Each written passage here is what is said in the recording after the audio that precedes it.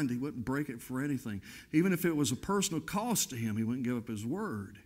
Loyalty is a virtue, and a man should have it. A woman should be able to say to anyone about her husband, you can count on him. Number 3, he needs to learn to commit.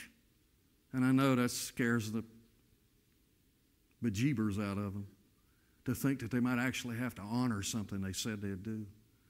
But without commitment, he's not even a man.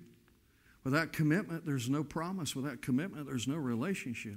That's why living together is a terrible concept.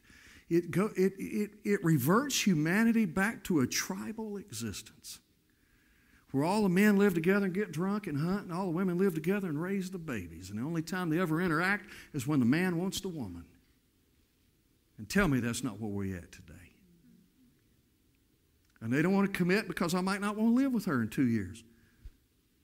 And if I don't marry her, then I don't have to go through all the hassle of a divorce. Just pack my bags and hit the highway. Then how do you trust such a person? How can you ever believe for sure without cold or hot, rain or shine, dead of night, old age, doesn't. How can you be sure they'll be there? You can't. Because they've already said to you, you can't count on me. Number 4, they got to be faithful. Nothing worse than a father promising his child he's going to do something and not following through. It's created a lot of psychological problems in our nation. Number 5, he's got to be unwaverable. Okay, I made you a promise. It ain't working out like I said, but I made you a promise. You know, Pat Robertson said on TV about a month or so ago that it was all right to divorce your spouse if they had Alzheimer's. Now, I'm just going to tell you right now, I've never liked Pat Robertson because I thought he's two-faced. You know, when he ran for president, he said, well, I'm not a Christian broadcaster, I'm just a businessman. And then when the presidential campaign was over, he was back to being a Christian broadcaster again. He's always saying things that he backs up front. Let me tell you something. I made a vow to my wife for better or worse, and that's that. And unless I'm willing to live to that point, then she doesn't have a husband. She just got another baby she got to cook for. I hit a nerve there, Nancy. It's true, isn't it?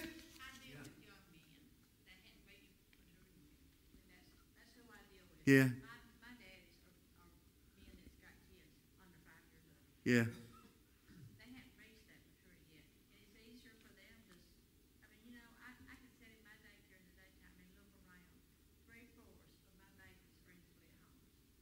Yeah. And I'm in the upper crust. I mean, I don't get low income. I know. 3/4 of them are in split home because it's easier for them to walk away. How are they able to do that? They just walk away. I know, but what are their parents doing about it? And I'm sitting here thinking, listen, they're not mature yet. It's easier for them to walk away and leave their little babies and let the mother take care of the ones that even marry them. How old is she? Okay. I want to be careful what I say. You know what my father used to say to me when I go out on dates? He'd say, if you don't respect that girl, if you do anything to harm her, it won't be her father that you'll have to be afraid of. I brought you into this world, and you carry my name, and you'll honor my name. You will not be lazy. You will not be shiftless. You'll live up to your responsibilities as a man, or I'll take you out of this world.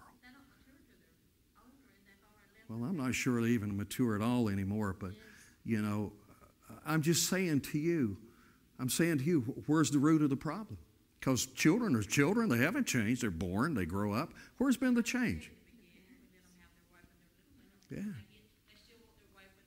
See, what's happening is that if her child does it, boy, that's bad. You should have done something. But if my child does it, then there's a good reason. I know. Well, do you remember about 6 weeks ago I said one of the things we need back in our nation is some more shame? We need some more shame back in this country. We need for people to start being ashamed of their gross behavior. I'm not talking about being ashamed of something you can't control. But you can control whether you're lazy or not. And you can control whether you're a liar or not. And you can control whether you're deceitful or not. And mamas and daddies need to start being ashamed of their children and letting their children know it. Now, I told my daughter, I said, you're 38 years old and I love you and you're a grown woman, but you're still my child. Don't you ever think there's one place on this earth you can hide from me. You will behave like the woman I raised you to be. Now, I've been told before, am I right? I don't give a monkey's flying rear tail headlight about her rights. She is what I put on this world. I am responsible for this world having to put up with her. And I'll see to it they won't have to put up with her. That she'll be a contributing member to society, the same way my dad did me, the same way his dad did him. You can't expect a man to be any more than what's expected of him. And expectations mean nothing if there isn't repercussions. Paul said that's the way I was. When I became a man, I became a different thing. He said, I put away childish things. Well, in the interest of time, he put away being premature. He put away being not ripe. Because that's the definition of what that word was. He put away not being fully grown. I'd love to see a time come back when a young man's expected to act, dress, look, and behave like a young man. Say yes, sir, and no, sir, and respect people. Yes. And until it does, things are going to get worse. They're not going to get better. That's what Paul is talking about. And that's why that's in the love chapter, because if I love you, I'll be a man to you, not a child. In a child-parent relationship, the love is one way. What you can do for me. But in an adult relationship, the love is two ways. What I can do for you. These are critical issues. And you know, you hear people all the time talking about getting somebody saved. Well, part of being saved is being a complete person. We need to get back to it.